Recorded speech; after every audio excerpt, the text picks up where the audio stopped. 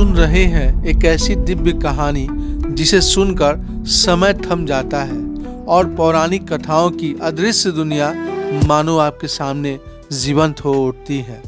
भगवान भोलेनाथ का ससुराल सुनने में शायद एक सरल बात लगे, मगर इसकी कथा उतनी ही पुरानी, उतनी ही गहरी और उतनी ही दिव्य है।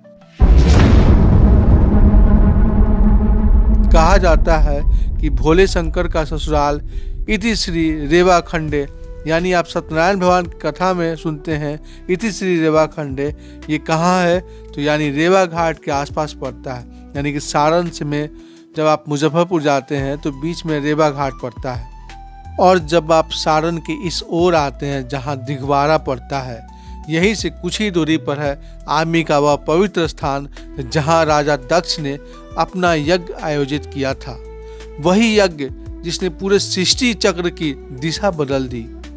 यही वह भूमि है जहाँ माँ सती ने अपने पति महादेव का अपमान सह न पाने पर यज्ञ कुंड में स्वयं को अग्नि को समर्पित कर दिया। मान्यता है कि आज भी उसी धरा की मिट्टी में वह वेदना, वह पुकार और वह दिव्यता मौजूद है।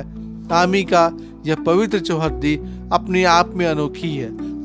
आज हम माँ की उस चौहद्दी की बात करेंगे जो चौहद्दी के बिना उनका पूजा अर्चना करना व्यर्थ हो जाता है। पूर्व में हरिहरनाथ, सोनपुर के पास हरिहरनाथ का मंदिर है।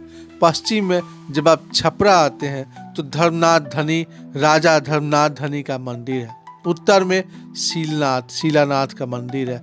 वहीं दक्षिण की तरफ जाए तो माँ बखोरा माई का मंदिर है। चारों दिशाओं में विराजमान देव स्थानों का यह घेरा मानो स्वयं माँ सती का शक्ति का संरक्षण करता हो, और इसी क्षेत्र की दिव्यता का यह अहम केंद्र है छपरा का धर्मनाथ धनी मंदिर, जहाँ सिर्फ पूजा नहीं होती, जहाँ सदियों पुरानी कथाएं धूप और दीप की लौ के साथ आज भी गूंजती है। और आज हम पहुँचे हैं इसी धर्मनाथ धनी मंदिर के मुख्य पुजारी के पास ताकि सुन सके वही कथा जो पीढ़ियों से आगे बढ़ती आई है, धरती की आस्था की और सती शिव के दिव्य मिलन की।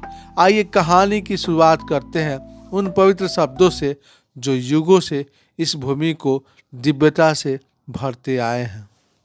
जो माता का दक्ष का जो आमी में मंदिर है अंबिका भवानी, इसका चौहद्दी है। इसकी चौहद्दी में पश्चिम में बाबा धर्मनाथ धनी मंदिर है, और उत्तर में शीलानाथ जी का मंदिर है, और पूरब में बाबा हरिहरनाथ है, और दक्षिण में जो बखोरापुर माता है वो है। ये माता का चौहद्दी है, माँ का चौहद्दी है। हाँ, माँ का चौहद्दी है। जो अंबिका भवानी है उनको पुराणों में वर्णित है कि ये चौहद्दी दिया गया है। अब वो मंत्र बताइए जो इति श्री वाला, जो रेवा खंडे है। हम लोग सत्यनारायण भगवान की कथा कहते हैं तो कहते हैं स्मृति रेवा खंडे। तो रेवा खंडे जो रेवा घाट है, ये रेवा घाट शंकर भगवान का ससुराल है। पार्वती, वो जो अंबिका भवानी का आश्रम है वो सती का स्थान है, और राजा दक्ष का आश्रम है। भगवान शंकर जी का वो ससुराल है, और ससुराल का ये चौहद्दी दिया गया है, पुराणों में वर्णित है।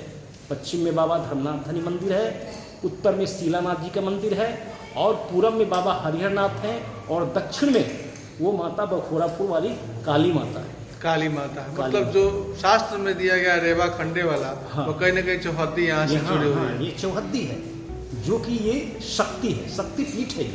ये यहाँ दर्शन करने से अंबिका भवानी आप दर्शन कर लिए, लेकिन इस चौहद्दी में जो भी मंदिर है उसका आपने दर्शन नहीं किया तो उसका प्रतिफल प्राप्त नहीं होता। उसका प्रतिफल प्राप्त नहीं होता। यानी कि अगर आप एक दर्शन करते हैं और बाकी अधूरा छोड़ते हैं तो नहीं होता।